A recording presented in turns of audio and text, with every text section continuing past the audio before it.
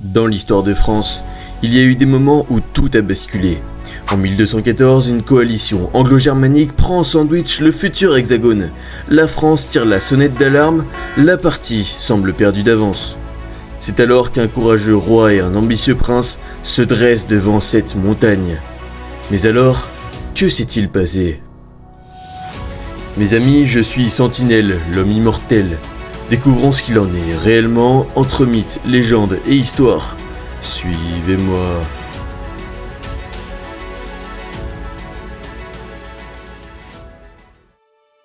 Depuis la fin du XIIe siècle, le roi Philippe Auguste entreprend la reconquête de son royaume, en partie tombé dans les mains du solide Richard Cœur de Lion. En 1199, à la mort de celui-ci, son frère, le peu brillant Jean Santerre, prend sa succession. Philippe Auguste entend bien profiter de la situation. Il reprend alors bon nombre de terres anglaises de France et même la Normandie.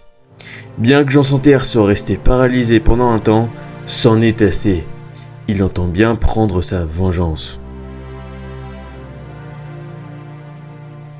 En 1214 donc, Jean Santerre organise une opération d'encerclement pour écraser le royaume de France avec son cousin Othon IV. Jean et ses hommes débarqueront à La Rochelle quand Othon et les siens iront le plus vite possible vers Paris. Une fois Paris tombé en un coup d'éclair, le royaume de France ne serait plus qu'un souvenir. Les effectifs sont à la hauteur des attentes pour le Moyen-Âge. 10 000 défenseurs devront résister à environ 18 000 Germains, Anglais, Flamands et traîtres français. Mis au courant du débarquement de Jean, Philippe II envoie son fils, Louis le Lion, à sa rencontre. Réputé courageux guerrier depuis les incursions en Flandre, il s'exécute. Alors qu'à La Roche-aux-Moines, des Français résistent contre l'envahisseur, les Anglais marchent vers Paris. Cependant, apeurés par l'approche venue de Louis le Lion, les adversaires fuient littéralement à l'anglaise. Face à une armée en repli désorganisée, Louis l'emporte ce 2 juillet. Le destin de la France est entièrement entre les mains de son père. Des jours plus tard, Philippe Auguste et ses 7000 soldats vont à la rencontre d'Othon IV et ses 9000 hommes dans le nord-est de la France. Ce dimanche 27 juillet, les troupes françaises sont devant Bouvines. Leur roi sait qu'il n'est pas bon de livrer bataille un dimanche avec d'autres chrétiens. Il entend bien temporiser pour ne pas risquer une excommunication. Après une rapide prière, la bataille est lancée. Rapidement, les jeux s'équilibrent.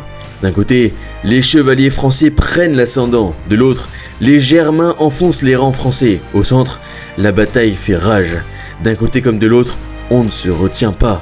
Mais, tout à coup, le pire arrive. Philippe Auguste est désarçonné. Le roi est à terre. La bataille est peut-être perdue.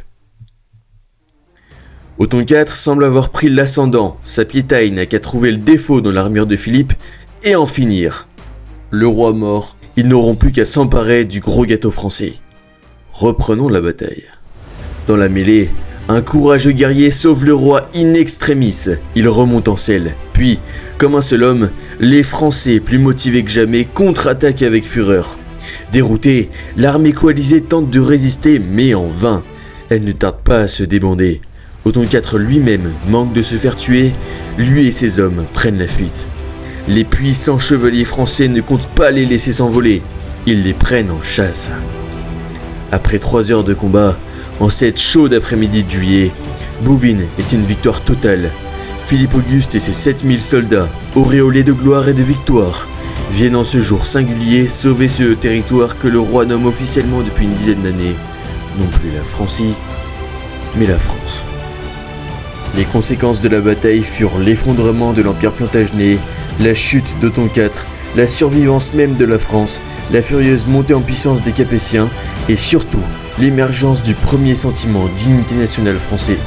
Bouvines a été l'œuvre d'un grand chef qui aurait dû y mourir. Laissé en vie par le choix de Dieu, il a créé la nation française et réuni les cœurs autour de son prestige lors de sa dernière bataille. Un roman national, dites-vous, si beau roman national. Ceci est une autre histoire.